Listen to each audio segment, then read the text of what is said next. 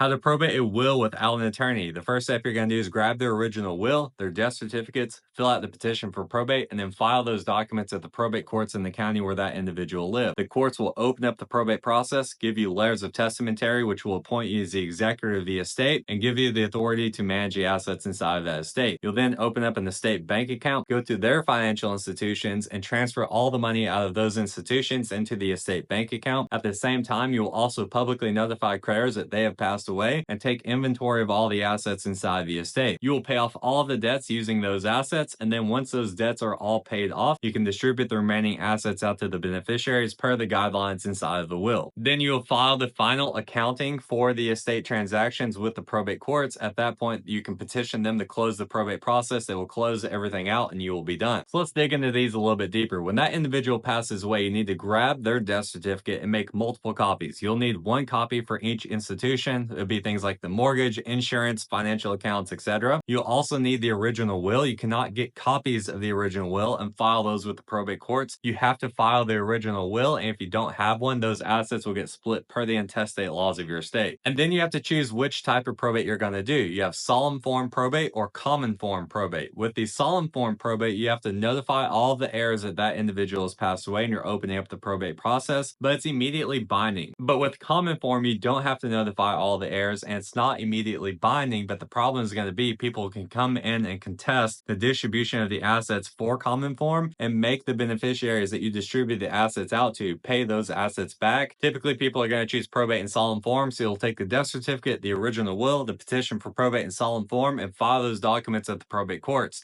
When you file those documents with the probate courts, you can take it in and give it to them by hand, or you can mail it in via certified mail. If you're mailing it in, you need to make sure you're calling ahead and seeing how much the filing fees are going to be for the probate process. You have to give them a money order or a check that will be the exact amount of how much the probate fees are going to be.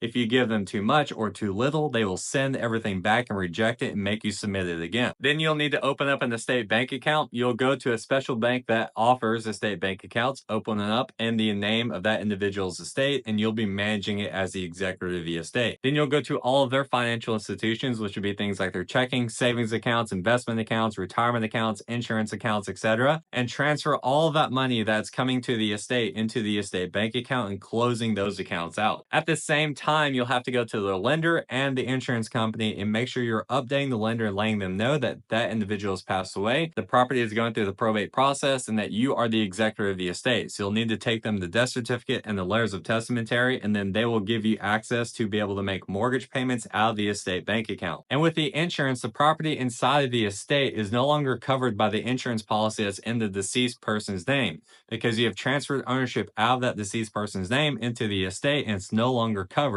So you have to get a specific insurance policy that covers properties inside the estate. Then you also have to publicly notify creditors that that individual has passed away. As an example, in Georgia, they're going to do a weekly notification in the local newspaper for a 4-week period, and that will cover you for the public notification. And then creditors have the ability to come to you as the executor and say, hey, this individual owes us money for these debts. You'll take inventory of all the debts. And then at the same time, you're going to take inventory of all the assets as well. This would be things like their properties, their cars, jewelry, art, insurance accounts, investment accounts, retirement accounts, etc. Then you'll take all of those assets and pay off all of the debts that you have. You'll start with the liquid assets first, which would be things like the cash inside of the estate bank account. But if there's not enough cash inside of the estate bank account to pay off those debts, you'll have to sell off physical assets to pay those debts off. This would be things like a home. You'll sell that home, take money from the proceeds of that sale, and then pay off the debts that you have with the proceeds from that sale. And then when you're done paying off all of those debts, you can distribute the remaining assets out to the beneficiaries per the rules inside of that will. So cash is going to be easy. You just make a distribution out to those individuals in cash. And if you have property that you're distributing out to them, let's say you're giving them a home, you're distributing the property out to those individuals in their name using either a quitclaim deed or a warranty deed. Your probate attorney can do this for you.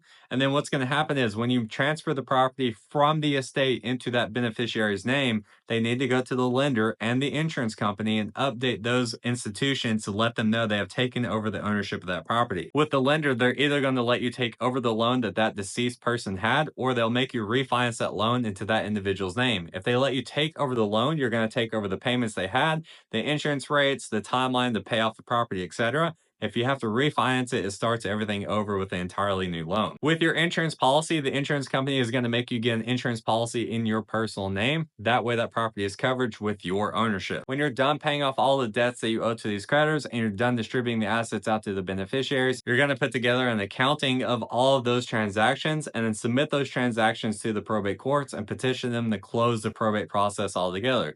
They will review all of that documentation, make sure that you paid off all the debts that are owed, and also distribute all the assets out the correct way. Once they are satisfied that you have done everything correctly, they will discharge you as the executor of the estate and close out the probate process, and you will be done. If you want help with the probate process, click the link in the bio, fill out the form, and schedule a time to talk to some of our team.